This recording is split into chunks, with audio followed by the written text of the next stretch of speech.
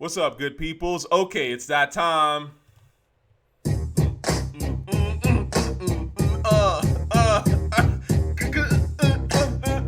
Oh my god. Okay. I'll tell you why I'm playing this because this beat is ridiculous. I was driving and I was listening to Nothing But a Cavi hit. Classic. I was just listening to the beat because the beat's phenomenal. Okay? Phenomenal beat. One of the best West Coast beats ever. And so it automatically then, right after that, it loaded Change the Game. And I hadn't heard Change the Game in a little while. And so when that beat came in, I was like, oh shit. So I've been listening to Jay. But let me backtrack and I'll explain to you why Nas and Jay are really the GOAT they're the GOAT rapper, all things considered. And you can go with either one. It's really, I don't know if you could necessarily say one is better than the other. Truth be told, you can prefer one over the other, which is fine. But they really do represent, I would argue, two of the most important things in hip hop. Okay? But let's backtrack. How I even started thinking about this shit was I was doing a video on Lil Kim, actually. Lot of research, yo. So, I will explain this in my Lil Kim video, which is coming up. For those of y'all who've been paying attention, you've probably been seeing me put little sort of hints that I was going to do a Kim video. I had to go and dig. These Where to Start videos take a lot of research, so that's why you get it. But when you get it, you're going to understand why, they're dope. Anyway, in this video, Lil Kim explains her beef with Nicki Minaj. And I will touch on this later in the video. But basically, Lil Kim says the essence of why she was mad at Nicki is that Nicki took her sound, essentially. Lil Kim had a sound that she was crafting, right, which she felt was her sound. And Nicki, it got given to Nicki, all things considered. That's a huge deal for an artist. You guys have to understand, what makes a rapper, like, the number one thing a rapper brings to the table is a sound. Really, it's not an image. Now, of course, how do I explain this? The rapper does bring an image and a voice, but they essentially personify a sound. Okay, this is why, like, when you look at great rappers, they all have a sound. You have to have it, and then usually it's a very specific, unique to them. Okay, so let me park that for a second. B-Dot had this video that came up in the algorithm. Okay, that has nothing to do with me. Ransom was explaining why he doesn't tour, and it was like the goofiest shit I'd seen in a minute. Shout out to Ransom, no disrespect to Ransom. In fact, Ransom actually responded to me and was like, "You must be a fan." Nah, that's not how that works. It just came into my Instagram feed, and I made a quick comment, and kept it moving, and then it turned into a thing. But I have to say, Ransom was gracious. Once he realized that, again, it wasn't anything personal. I have no beef with the dude, right? It's a peer, right? Yeah. Is that a reason why you don't tour like some of your peers, like Davies? Yeah. So he says he tours because he wants to disappear. Okay. But anyway, the point is, after I had this sort of little conversation, you guys can see this. Ransom responds and says stuff and all this kind of stuff, blah blah. Now, these two, I don't care about these two people on the internet. Again. But it's interesting because someone's like, this fool got Lil Kim, Drake, and Nelly on this list and says Ransom is whack. Homie's wild. Now, they're talking about my top 50 greatest rappers of all time. You see, I leave my Instagram public. I'm not no, like, bot. I don't disappear like whoever the fuck this dude is, one of the commenters. These people always tend to have their accounts private like little losers. I'll give credit to this dude because this dude at least shows his face. Okay, much respect to you, homie. Even if you are dressing like a child and you're older than me, probably. But that's beside the point. I respect the dude who says stuff with his chest. I said what I said, not I hide behind food, anime, Simpsons, or whatever goofy shit and wants to talk trash on the internet. Okay, I don't respect that. Now, the point is, what do Lil Kim, Drake, and Nelly have that Ransom does not have? A sound, goofy. Lil Kim has a sound, okay? Drake has a sound. It was a very unique one when it came out the gate with 40 and Boy Wonder to a certain extent, and then Boy Wonder really, I would say, carried the torch. Nelly had an extremely unique sound when Nelly came out, okay? Nelly is one of the big rap game changers, okay? Again, These guys that say this shit, these people they're like children. They either are teenagers or they're stuck in teenagehood, like this dude, right? I'm an adult, okay? I've been listening to rap for 20 plus. I mean, geez, we're talking like 30 years at this fucking point, right? So like, it's not hard for me to understand why certain things work and why certain things don't work. Okay, it's about the sound. Now, again, park that. Let's get back to Jigga and Nas and why these two are 1A.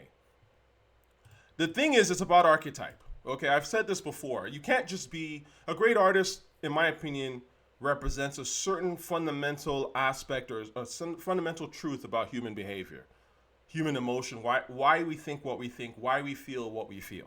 Okay, this is where you start to get into the spiritual. It's like a mystical level. When you start tackling that stuff and tackling it really well, that's where you are. If you see here, the archetype in literary criticism is a primordial, meaning sort of like from, almost from back in the day, from Stonehenge and shit like that, right? From back from the essence of humanity. It's a primordial image, character, or pattern of circumstances that recurs throughout literature. It's not just literature, it's really art. And thought consistently enough to be considered a universal concept or situation. Okay? Now, why Jay and Nas to me are 1A, 1B? Let's start with Jay, okay, to a certain extent. Jay to me, his essence is he is the ultimate hustler. He has told you this a million times. This is actually why, in some ways, I would argue that Jay is probably the more successful rapper than Nas in terms of what he has wanted to be. Jay has never pretended to be anything other than the ultimate hustler. And it's worked really well for him.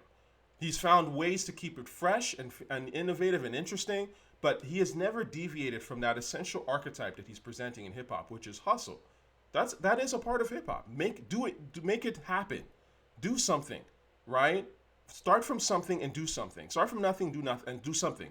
Do nothing. That's what this era is. Start from nothing and do nothing. But Jay is the essential hustler. He's the ultimate hustler. And as the ultimate hustler, you have to be aware of the different beats and BPMs and patterns and coasts and all this stuff and vibes. And this is why Jay has classic songs on West Coast beats, Southern beats, on Bhangra beats, right? Like, what's the name of that song? Is it Bhangra? The fuck? The Bhangra song, Punjabi MC, right? Jay is paying attention to what everyone is doing. Oh, a lot of, Hindu people like my music. All right, let me rap on some Hindu shit, right? And do it well. That is the ultimate hustler. And the hustler has to stay abreast of the trends and adapt well to them. And Jay does that really well. And that's why for someone who respects that as maybe the number one thing, or one of the most number one things, would probably put Jay on their list and say, Jay is the greatest shit to ever, he did it. Now, you could argue that, oh, that was Biggie's blueprint, blah, blah. Well, Biggie wasn't, didn't live long enough, respectfully. Biggie, when he came out, he was rapping on Juicy, which is kind of like a West Coast thing. So, Puff and Big, they kind of understood this. And Jay took that to another level, okay? You got to give Jay his credit. Part of when people go, oh, Jay's a biter, it's like, well, he's a hustler. Like, again, these arguments don't make sense if you really think about it. You think about what the core argument is. The core argument is, I'm a hustler. I'm not just a hustler. I'm the ultimate hustler. Okay? The ultimate hustler bites. The ultimate hustler, it doesn't matter. Now, the question is, does the hustler pull it off well? And Jay tends to pull it off very well, actually. This is why we give him credit. This is why he's the greatest rapper ever in that regard. Now, Nas, I would argue, is the essence of hip-hop. He exists in a mystical plane where Nas is the personification of hip-hop.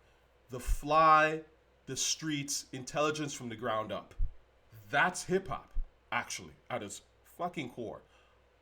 Whether or not you rap on this type of beat or that type of beat, that is hip-hop at its core. And in particular, I would argue that the boom bap, the pattern of hip-hop with the turntablism and the beat, that is hip-hop. It will always be cool. It doesn't matter if it was 1998 or 2005. If you do it, or 2025, it will always be cool. Nas is the essence, right? This is why when Nas, again, I say this and I've stressed this about It Was Written. When Nas did It Was Written, I said It Was Written was whack, or some of it was whack.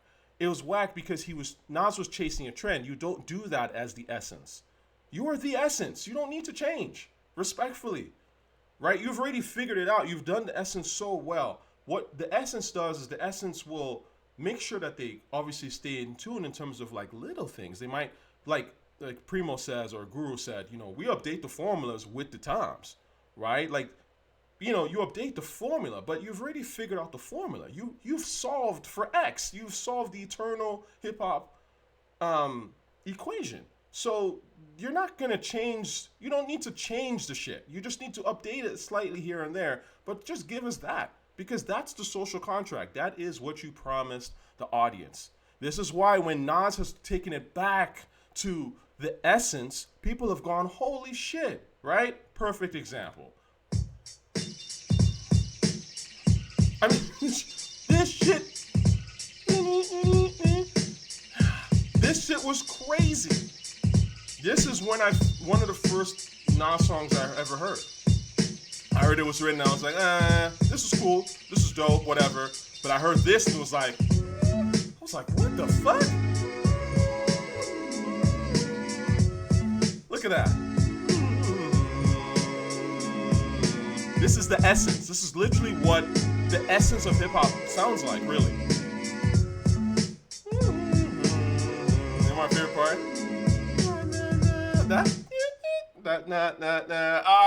Primo, brilliant. Anyway, the point is that street essence, but from the ground up, right? It literally sounds like it starts off with the birds. This is on your everyday, or you're in a forest, mystical, and then it elevates to the clouds, right? It's the person coming from the street trying to elevate, right? Mentally and emotionally, and fly, and like just all that mystical. That's Nas. So when Nas takes it to that, or when he does Made You Look, which is like the flyest shit ever, right? You guys know Made You Look, of course you do, right? When he does Made You Look, again, this is when Nas shines, and this is when Nas becomes that dude. When he starts to do other shit, when he's trying to be the hustler rapper, it's like, this is cool. Again, Nas is super talented, so he can still pull it off, all things considered. But it's not really his essence. It's not him in his core. Does that make sense? This is why Jay rapping, for example, if someone was like, okay, Jay-Z needs to put out a new album. Let's say Jay is inspired, right? I personally wouldn't be like, oh, Jay needs to make an album with Primo and Pete Rock. No, that's not Jay, okay? Jay became Jay in Volume 2, okay? He was rapping on Swizz and Timbaland, really, and then some other shit too, and then of course, and some Primo too. That's Jay. Jay is what's going on in the game. What's a dope trend, not just a whack trend, but what's a really dope trend that I can strut my ultimate hustler shit on. And so whoever's doing that, like, I don't know who the new producers are. Unfortunately, right now, like, the game is dead. So whoever was, I would have said, like, you would have to get, like, Jay would have to get some kind of Pierre Bourne beat, or maybe a Wheezy beat, or something like that. Like, a Metro beat. Like, he would focus on what was going on in the game at the time. But whatever. So that's the essence, right? You have to follow your essence. Nas, I mean, this is a guy that came out his first album. The first song is an intro called The Genesis. He's taking it back to the essence of rap, the genesis of human behavior. This is what makes an archetype, right? Listen. The Genesis is not a song, it's an introduction. It's not me rhyming anything, so that's just the intro. And now, listen, let me just go back. I don't know how the fuck Nas does this shit, bro. With all due respect, this nigga's fly as fuck every time. This is, again, respect to Jay, and I think Jay is obviously a great rapper, but Nas has this fly shit figured out. I don't understand it. Like, look at the way Nas even looks right now. I don't know what Nas is wearing. It doesn't even matter what labels he's wearing, but somehow he's figured this shit out. I don't know if it's his stylist or him. It's probably him on some level. He might have a stylist as well. But again, you're not this fly for decades by getting help. Right? Like, that's something that's innate in him as an artist. I mean, the way the hat's tilted, one chain to the side, like, just, you don't even see the other one, but the chain is there with this shit looks fly, right? That's the essence of Nas. Nas is a fly nigga. He's a fly street dude, okay? So again, you have to do songs and music that adds to your essence. I feel like we've moved away, and I've talked about this before about how a lot of art has moved has moved away from archetype, which is trying to sort of make statements about the essence of the human condition, and we've now moved into stereotypes where people are like, this is how, we know the stereotypes exist and we're just playing off stereotypes. Oh, we're gonna make a film about how goofy shit is because we already know niggas is goofy type of thing. It's like we're in that realm now, and that's why a lot of this stuff just sounds whack, because there's no one really trying to make it an essential statement. They're just trying to play off a stereotype, a Xerox of a Xerox, right? Because stereotypes are out here and they seem to be winning, right? Which is not so great. But that tells you an art form that's in decline, respectfully. Like hip-hop has been in decline, which it has been, really, as I've been saying this, who knows how long, right? People called me a hater back then, of course. Now you're seeing it. The decline, it's like, rot takes a while to be seen, but once you see it, you're like, oh shit. And you have to trace the shit back. I'm telling you, you can see the rot. And frankly, you could argue the rot, again, started, who knows? I mean, I always argued that the rot really, really went to a whole nother level in 2003 with the birth of Kanye West. But, when I said that, people said, oh, you don't know what you're talking about, you're a hater. Okay, all right, I'll be that. But I remember when it was Eminem, that was one of the guys that started this rot, no doubt. Eminem, Kanye, Young Jeezy, Lil Wayne. The four heads of the apocalypse. Whack shit. It was just like, and people were like, just saying these guys are great rappers, and it was just like, what the fuck is going on? This is terrible. Anyway, that's an aside. But you see my point as to why Nas and Jay are, it's hard to really say one is better than the other. Now, you might prefer, like, I'm an artsy guy. I love more mystical shit. So obviously, I probably sit more on the Nas side. Again, when Nas makes that mystical shit, people are like, this is some of the best shit ever. The rise and fall, right? Like, right? Like, and he spit that shit. Jay could never do this. The transition from a young fool, broke still on his neck, he on jewels. Live his life in the ghetto with guns rule. Right? That's the essence. But Nas could never do change the game, right? Or even money cash hoes. I couldn't see Nas doing that. But Jay can do that. You know what I'm saying? So anyways, what y'all think? Who do you prefer? Tell me in the comment section, Jay or Nas. I mean, my money always goes on Nas to a certain extent, but I love both. I love both of these dudes, man. I like their music is incredible. And of course, some days if I'm driving, I'm playing, I'm bumping that money cash hoes. You know what I'm saying? Like, but again, sometimes it's made you look. I mean, again, 1A, 1B. All right? Peace. Love y'all.